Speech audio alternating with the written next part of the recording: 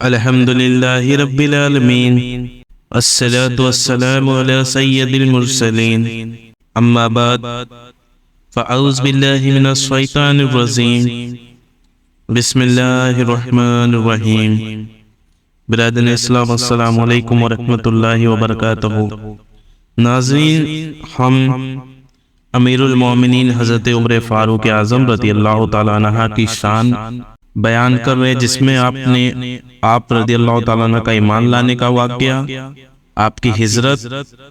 اور آپ کے جو شان کے متعلق کچھ چند واقعات میں نے آپ کو بتائیں۔ اور آج کا بیان ہمارا اس پہ ہے کہ آپ کے رائے کے مطابق جو قرآن کی آیتیں نازل ہوئی اور وہ واقعات کس طرح ہیں اور وہ کیسے آیت نازل ہوئی اس پر ہے، کہ حضرت عمر فاروق اعظم رضی اللہ تعالیٰ عنہ وہ شخصیت ہے جن کے رائے کے مطابق قرآن کی آیتیں نازل ہوئی۔ حضرت علی رضی اللہ تعالیٰ عنہ فرماتے ہیں کہ قرآن کریم حضرت عمر رضی اللہ تعالیٰ عنہ کی رائے کے موجود ہے، یعنی ان میں جو آیتیں ہیں کچھ وہ آیتیں ہیں جو حضرت عمر فاروق رضی اللہ تعالیٰ عنہ کی رائے کے مطابق ہیں۔ حضرت ابن عمر رضی اللہ تعالیٰ عنہ سے روایت ہے کہ اگر کسی معاملے میں لوگوں کی رائے دوسری ہوتی تو حضرت عمر فاروق رضی اللہ تعالیٰ عنہ کی رائے دوسری ہوتی، تو قرآن مجید حضرت عمر رضی اللہ تعالیٰ عنہ کی رائے کے موافق نازل ہوتا تھا۔ اور حضرت مجاہد علیہ رحمہ سے مروی ہے کہ حضرت عمر رضی اللہ تعالیٰ عنہ کسی معاملے میں جو کچھ مشورہ دیتے قرآن شریف کی آیتیں اسی کے مطابق نازل ہوتی تھی۔ حضرت عمر رضی اللہ تعالیٰ عنہ فرماتے ہیں کہ ان کے رب نے ان سے 21 باتوں میں موافقت فرمائی ہے۔ ان میں سے چند باتوں کا ذکر ہوتا ہے کہ حضرت عمر رضی اللہ تعالیٰ عنہ فرماتے ہیں کہ میں ایک دن سرکار اقدس صلی اللہ تعالیٰ علیہ وسلم سے میں نے عرض کیا کہ یا رسول اللہ صلی اللہ تعالیٰ علیہ وسلم، آپ کی خدمت میں ہر طرح کے لوگ آتے جاتے ہیں اور حضور کی خدمت میں ازواج محترمات بھی ہوتی ہیں، بہتر ہے کہ آپ ان کو پردہ کرنے کا حکم فرمائیں، کیونکہ ابھی تک پردہ کرنے کا حکم نہیں تھا، یعنی اس کے متعلق کوئی آیت ابھی نازل نہیں ہوئی تھی۔ تو حضرت عمر نے فرمایا کہ آپ انہیں پردہ کرنے کا حکم دیں، اور حضرت عمر ہی وہ شخص ہے جنہوں نے عورتوں کا مسجد میں آنا منع کیا تھا، یعنی نبی پاک صلی اللہ تعالی علیہ وسلم اور حضرت ابو بکر کے دور تک مسجد میں عورتیں آتی تھیں، لیکن حضرت عمر نے عورتوں کا مسجد میں آنا منع کروا دیا تھا۔ تو حضرت عمر نے فرمایا انہیں پردے کا حکم ارشاد فرمایا۔ تو حضرت عمر رضی اللہ تعالیٰ عنہ فرماتے ہیں کہ میرے اس عرض کے بعد امہات المومنین کے پردے کے بارے میں یہ آیت کریمہ بھی نازل ہوئی، جس میں رب ارشاد فرماتا ہے وَإِذَا سَأَلْتُمُوهُنَّ مَتَاعًا فَاسْأَلُوهُنَّ مِن وَرَاءِ حِجَابٍ، یعنی اور جب تم امہات المومنین سے استعمال کرنے کی کوئی چیز مانگو تو پردے کے باہر سے مانگو، یہاں سے پردے کا حکم نافذ ہو گیا۔ آپ نے سنا ہے جنگ بدر کا واقعہ، میں مختصر کچھ واقعہ آپ کو بیان کرتا ہوں۔ اس وقت بھی حضرت عمر فاروق رضی اللہ تعالیٰ عنہ کی رائے سے ایک آیت نازل ہوئی تھی۔ ملک شام سے ایک قافلے کے ساتھ ابو سفیان کے آنے کی خبر پا کر رسول اکرم صلی اللہ تعالی علیہ وسلم اپنے اصحاب کے ساتھ ان کے مقابلے کے لیے روانہ ہوئے، اور مکہ معظمہ سے ابو جہل کفار قریش کا ایک بھاری لشکر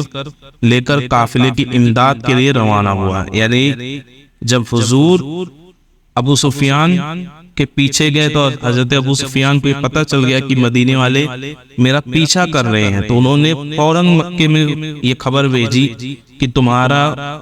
جو سامان ہو میرے پاس ہے، اور مدینے والوں نے ہم پر حملہ کر دیا۔ تو یہ سن کر ابو جہل بھی وہاں سے اپنا لشکر لے کے نکلتا، لیکن ابو سفیان بہت ذہین اور سمجھدار انسان تھے۔ انہوں نے کیا کیا کہ جب دیکھا مدینے والے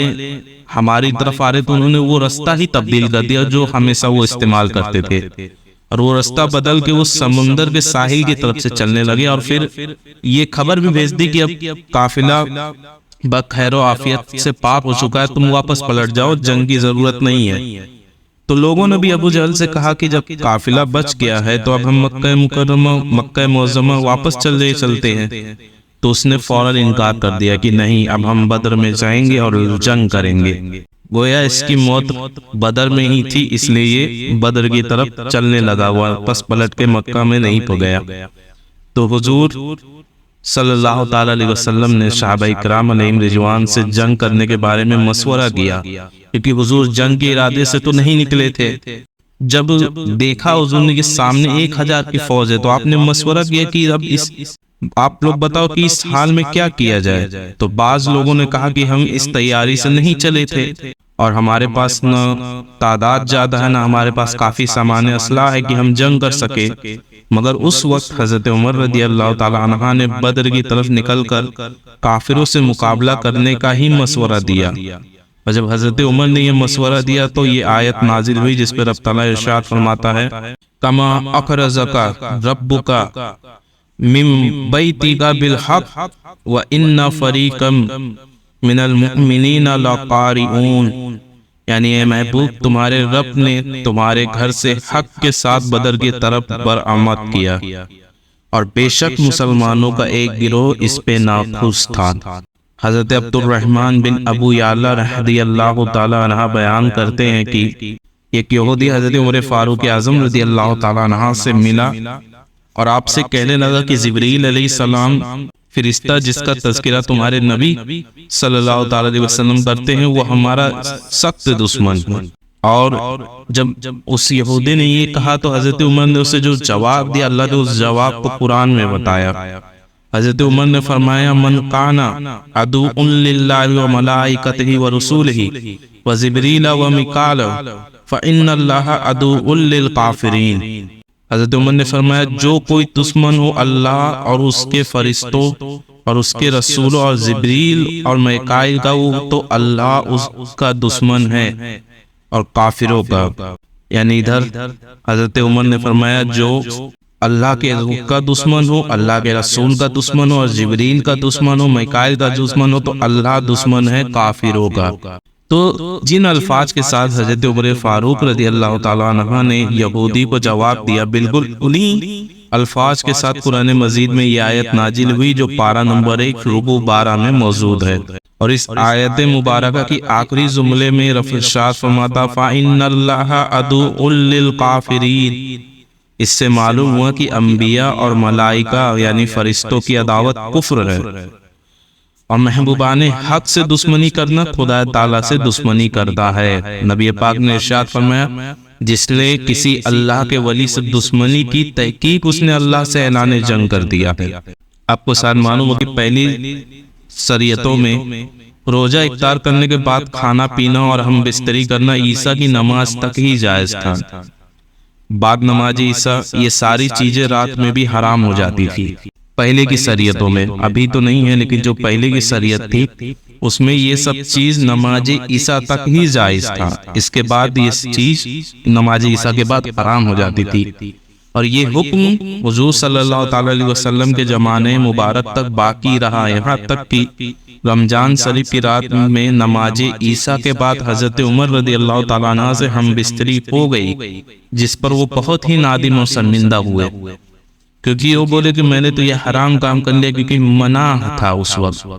کہ نماز عیسیٰ کے بعد کھانا پینا یا بیوی سے صحبت اختیار کرنا یہ ناجائز و حرام ہے۔ تو آپ بہت پریشان ہوئے، تو حضور صلی اللہ تعالی علیہ وسلم کی بارگاہ میں حاضر ہوئے اور سارا واقعہ بیان کیا۔ تو جب آپ نے یہ واقعہ بیان کیا تو اللہ تعالیٰ نے یہ آیت نازل جس میں اللہ تعالیٰ ارشاد فرماتا أُحِلَّ لَكُمْ لَيْلَةَ الصِّيَامِ الرَّفَاثُ إِلَى نِسَائِكُمْ، یعنی اس آیت کریمہ کا مطلب یہ ہے کہ روزوں کی راتوں میں اپنی عورت کے پاس جانا یعنی ان سے ہم بستری کرنا تمہارے لیے حلال ہے، اس میں کوئی قباحت نہیں۔ اور یہ آیت پارہ نمبر 2 رکوع نمبر 7 میں موجود ہے۔ ایک واقعہ ہے جو بہرحال آپ نے علماء سے سنا ہوگا، لیکن اس واقعے کو بھی بیان کرنا بہت ضروری ہے کہ اس واقعے کے متعلق بھی حضرت عمر فاروق کی رائے سے قرآن مجید میں ایک آیت نازل ہوئی۔ اور یہ واقعہ کچھ ایسا ہے کہ بشر نامی ایک منافق تھا جو بظاہر تو کلمہ پڑھتا تھا لیکن مسلمان نہیں تھا وہ۔ تو اس کا ایک یہودی کے ساتھ جھگڑا ہو گیا. یہودی نے کہا کہ چلو سید عالم صلی اللہ تعالیٰ علیہ وسلم سے فیصلہ کرا لے. یعنی وہ یہودی کو اتنا یقین تھا کہ حضور جو فیصلہ کریں گے وہ حق کریں گے، سچ کریں گے. لیکن جو منافق تھا وہ سوچنے لگا کہ واقعی حضور صلی اللہ تعالیٰ علیہ وسلم تو حق فیصلہ کریں گے، کبھی کسی کی طرفداری اور رعایت تو نہیں کریں گے، جس سے میرا تو مطلب ہی پورا نہیں ہو سکے گا. اس لیے اس نے بظاہر مسلمان ہوتے ہوئے کہا کہ میرا اگر تم مانو تو ہم کعب بن اشرف یہودی کے پاس جاتے ہیں. تو یہودی کہنے لگا کہ وہ کعب بن اشرف جو ہے وہ رشوت خور ہیں، اور اس سے تو صحیح فیصلے کی امید بھی رکھنا غلط ہے، لہٰذا میں اس کے پاس نہیں جاؤں گا، ہم حضور کے پاس ہی جائیں گے. اب یہ مجبور ہو کر حضور کے پاس اس کو آنا پڑا، نہیں تو یہ سوچا کہ اگر میں ایسا کروں گا تو لوگوں کا اوپر یہ ظاہر ہو جائے گا کہ میں منافق ہوں. جب حضور کے پاس آیا تو حضور صلی اللہ تعالیٰ علیہ وسلم نے جو حق فیصلہ کیا وہ اتفاق سے یہودی کے موافق اور منافق کے مخالف ہوا. یعنی یہودی کے حق میں حضور نے فیصلہ کر دیا. تو یہ تو منافق تھا، اس طرح تو کچھ نہیں بولا، لیکن وہاں سے جب باہر نکلا تو کہنے لگا میں حضور کے فیصلے سے متفق نہیں ہوں، لہٰذا ہم حضرت عمر کے دربار میں چلتے وہ بہتر فیصلہ کرتے ہیں. تو جو یہودی تھا وہ بہت حیران ہوا، کہنے لگا عجیب بات ہے، چلو میں چلنے کے لیے تیار ہوں. جب حضرت عمر کے پاس گیا تو اس یہودی نے کہا عمر تم جو بھی فیصلہ کرو وہ بات کی بات ہے، لیکن پہلے یہ سن لو کہ اس سے پہلے ہم ایک عدالت سے ہو کے آئے ہیں اور جہاں فیصلہ میرے حق میں ہو چکا ہے. تو حضرت عمر نے فرمایا اچھا تم کہاں سے ہو کے آئے ہو؟ تو انہوں نے کہا ہم رسول اکرم صلی اللہ تعالیٰ علیہ وسلم سے فیصلہ کرا چکے اور رسول نے میرے حق میں فیصلہ کر دیا ہے. تو حضرت عمر نے فرمایا کہ پھر اس نے کیا کہا؟ تو وہ کہنے لگے یہ کہتا ہے میں حضور کے فیصلے سے متفق نہیں ہوں، لہٰذا میں اپنا فیصلہ عمر سے کرواؤں گا. تو حضرت عمر کہنے لگے ٹھہرو میں ابھی آ کر فیصلہ کر دیتا ہوں. اور یہ کہہ کر آپ مکان میں تشریف لے گئے، تلوار لائی اور اس منافق کی گردن کاٹ دی. کہا جو رسول اور اس کے جو اللہ اور اس کے رسول کا فیصلہ نہ مانے عمر اس کا اسی طرح فیصلہ کرتا ہے. اور جب یہ واقعہ ہوا تو اللہ نے ایک آیت نازل فرمائی جس میں رب تعالیٰ ارشاد فرماتا الم تری الی الذین یزعمون انہم آمنوا بما انزل الیک وما انزل من قبلک یریدون ان یتحاکموا الی الطاغوت وقد امروا ان یکفروا بہ ویرید الشیطان ان یضلهم ضلالا بعیدا. کیا تم نے انہیں نہ دیکھا جن کا دعویٰ تھا کہ وہ ایمان لائے اس پر جو تمہاری طرف اترا اور اس پر جو تم سے پہلے اترا، پھر چاہتے ہیں کہ ہم اپنا پنج شیطان کو بنائیں، یعنی اپنا حاکم شیطان کو بنائیں، اور ان کو تو حکم یہ تھا کہ وہ اسے ہرگز نہ مانے، اور ابلیس تو یہی چاہتا ہے کہ وہ تمہیں ان سے دور کر دے اور بہکا دے. اور جب یہ واقعہ ہوا تو کسی نے سید عالم صلی اللہ تعالیٰ علیہ وسلم کو اطلاع دیا کہ حضرت عمر رضی اللہ تعالیٰ عنہ نے تو ایک مسلمان کا قتل کر دیا جو حضور صلی اللہ تعالیٰ علیہ وسلم کے دربار میں فیصلہ کروانے کے لیے حاضر ہوا تھا. تو حضور نے فرمایا کہ مجھے عمر سے یہ امید نہیں ہے کہ وہ کسی مومن کے قتل پر اپنا ہاتھ اٹھانے کی ضرورت بھی کرے. تو جب یہ واقعہ حضور کے پاس پہنچا تو اللہ تعالیٰ نے پھر ایک آیت نازل فرمائی جس میں رب تعالیٰ ارشاد فرماتا ہے فَلَا وَرَبِّكَ لَا يُؤْمِنُونَ حَتَّى يُحَكِّمُوكَ فِيمَا شَجَرَ بَيْنَهُمْ ثُمَّ لَيُجِدُّوا فِي أَنفُسِهِمْ حَرَجًا مِّمَّا قَضَيْتَ وَيُسَلِّمُوا تَسْلِيمًا. اس میں رب تعالیٰ ارشاد فرماتا ہے کہ اے محبوب تمہارے رب کی قسم یہ اس وقت تک مسلمان نہ ہوں گے جب تک اپنے جھگڑے میں تمہیں حاکم نہ تسلیم کر لے، اور پھر جو کچھ تم حکم فرما دو اسے یہ دلوں میں رکاوٹ نہ پائے اور اس سے دل سے مان نہ لے، یہ اس وقت تک مسلمان نہیں ہو سکتے جب تک آپ کو یہ حاکم نہ تسلیم کرے. اور یہ آیت پارہ نمبر 5 رکو نمبر 6 میں ہے. تو اس واقعات سے خداوند قدوس کی بارگاہ میں حضرت عمر فاروق اعظم رضی اللہ تعالیٰ عنہ کی عزت و عظمت کا پتہ چلتا ہے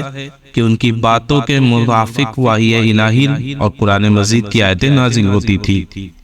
تو برادران اسلام یہ کچھ واقعہ میں نے آپ کو سنا ہے جو حضرت عمر رضی اللہ تعالیٰ عنہ کے متعلق اور ان کے رائے کے مطابق جو آیتیں نازل ہوئی،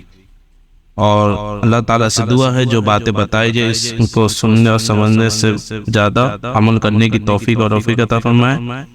انشاءاللہ ہم اس کے آگے آپ کی خلافت کا بیان کریں گے۔ السلام علیکم ورحمۃ اللہ وبرکاتہ۔